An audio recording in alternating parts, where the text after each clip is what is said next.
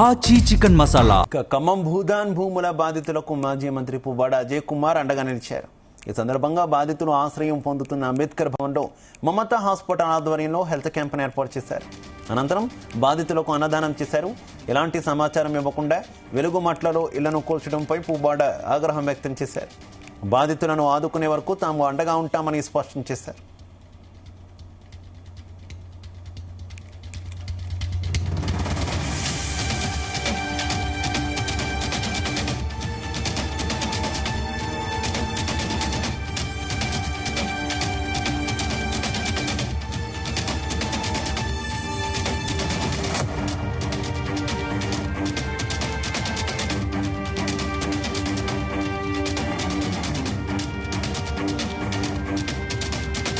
ఇక్కడ ఉన్న ముగ్గురు మంత్రుల యొక్క ప్రెషర్తోని ఒత్తిడితోని రాత్రికి రాత్రి వెలుగుమట్ల పేదవాళ్ళని నిర్వాసితులను చేశారు.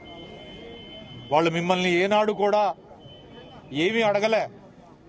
మీరు కరెంటు తీసేసి సంవత్సరం రోజులుగా వాళ్ళని నానా ఇబ్బందులు పెట్టినా కూడా వాళ్ళు పాపం భరించారు. వాళ్ళకి నీళ్లు లేకుండా చేసినా భరించారు.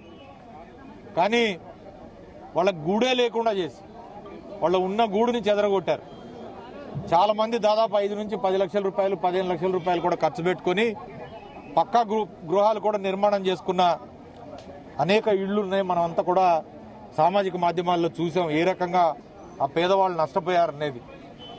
భార్య మెడలో ఉన్న తులమో అరతులమో బంగారం బ్యాంకులో తీసుకుపోయి పెట్టి కుదోబెట్టి ఒక చిన్న రేకుల షెడ్ వేసుకుంటే దానికి కూడా గతి లేకుండా చేశారు. ఇవాళ ఖమ్మం నగరంలో నలువైపులా మేము అభివృద్ధి మా 10 ఏళ్లలో జరిగితే బీఆర్ఎస్ పరిపాలనలో మేము ఎన్నడూ పేదవాడి జోలికి పోలే, పేదవాళ్ళకి నష్టం కలిగించలే.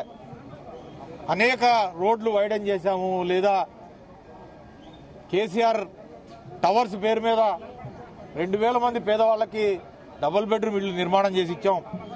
3000 మంది పేదవాళ్ళకి ఎక్కడుంటే వాళ్ళకి అక్కడనే పొజిషన్ సర్టిఫికెట్లు ఇచ్చి జీవో 58 కింద వాళ్ళకి స్థలాలను క్రమబద్ధీకరించాం. పేదవాళ్ళని మాత్రం ఎప్పుడు కష్టపెట్టలే. కానీ ఈ ప్రభుత్వం వచ్చిన 2 సంవత్సరాల్లోనే నమ్మబలికిన వాగ్దానాలన్నిటినీ కూడా మోసం చేసి